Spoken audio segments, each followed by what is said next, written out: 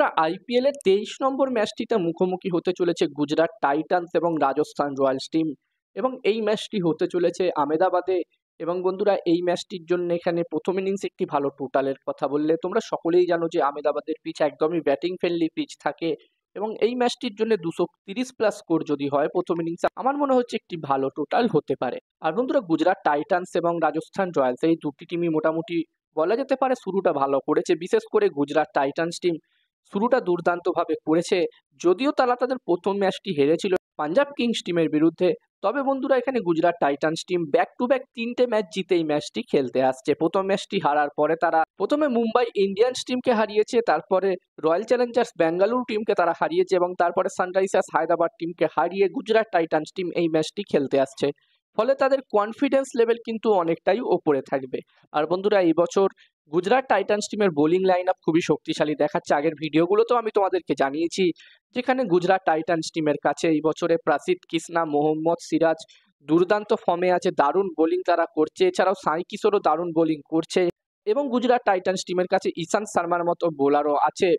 যদিও বন্ধুরা Kagiso Rabada আগের ম্যাচটি মিস করেছিল, সে সাউথ আফ্রিকা ফিরে গেছিল নিজের পার্সোনাল কারণের জন্য। এবার দেখার বিষয় থাকবে এই ম্যাচটির আগে সে গুজরাট টাইটান্স টিমে যোগ দিয়েছে কিনা, এই ম্যাচটিতে সে অ্যাভেলেবেল থাকছে কিনা, এটা দেখার বিষয় থাকবে।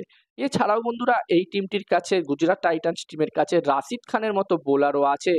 যদিও এই সিজনে রাশিদ খান এখনো সেরকম ভাবে বোলিং করতে পারেনি।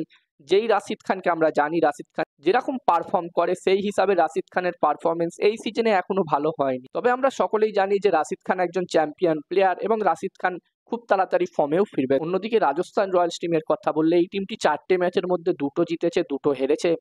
তারা একটি ম্যাচ হেরেছিল সানরাইজার্স হায়দ্রাবাদ টিমের বিরুদ্ধে, একটি ম্যাচ তারা হেরেছিল কলকাতার বিরুদ্ধে কেকেআর এর বিরুদ্ধে, এবং একটি ম্যাচ তারা জিতেছে সিএসকে এর বিরুদ্ধে 6 রানে। আমরা দেখেছিলাম খুবই হাড্ডাহাড্ডি লড়াই হয়েছিল এই ম্যাচটিতে। এবং আগের ম্যাচটি Rajasthan Royals team Punjab Kings টিমকে 50 রানের ব্যবধানে হারিয়ে এই ম্যাচটি খেলতে আসছে। তো এখানে রাজস্থান রয়্যালস টিমের কনফিডেন্স লেভেলও কিছুটা হলেও ওপরে থাকবে। এবং আগের ম্যাচটিতে সঞ্জু স্যামসন ক্যাপ্টেন্সি করেছিল এবং সঞ্জু স্যামসন এই সিজনের প্রথম ম্যাচটি ক্যাপ্টেন্সি করে জয় পেয়েছিল রাজস্থান রয়্যালস টিম। তো এখানে আর টিম চাইবে এই ম্যাচটিতেও জয়লাভ করতে। এবার দেখার বিষয় থাকবে এই ম্যাচটিতে কোন টিম জয়লাভ করতে পারে। যেখানে রাজস্থান রয়্যালস টিমেরও বোলিং মোটামুটি ভালোই শক্তিশালী, জোফরা আর্চারের মতো প্লেয়ার আছে। যেখানে প্রথম ম্যাচটিতে সানরাইজার্স হায়দ্রাবাদ টিমের বিরুদ্ধে জোফরা আর্চার অনেক রান দিয়েছিল, তবে সে কামব্যাক করেছে শেষ 2টো ম্যাচে। আগের ম্যাচটিতেই পাঞ্জাব কিংস টিমের বিরুদ্ধে আগের ম্যাচটিতে আমরা দেখেছিলাম প্রথম ওভারেই সে 2টো উইকেট নিয়েছিল গুরুত্বপূর্ণ। এছাড়াও সন্দীপ শর্মার মতো বোলারও আছে, বিশেষ করে সন্দীপ শর্মাকে আমরা দেখি ডেথ ওভারে সে দুর্দান্ত বোলিং করে। তো বন্ধুরা, এখানে রাজস্থান রয়্যালস টিমেরও বোলিং মোটামুটি ভালোই শক্তিশালী দেখাচ্ছে। তো এখানে আমরা আশা করবো এই দুটি টিমের মধ্যে একটি ভালো ম্যাচ আমরা দেখতে পাবো। এবং এই দুটি টিমের ব্যাটিং লাইন আপের কথা বললে দুটি টিমের কাছেই খুবই ভালো ভালো ব্যাটসম্যানও আছে।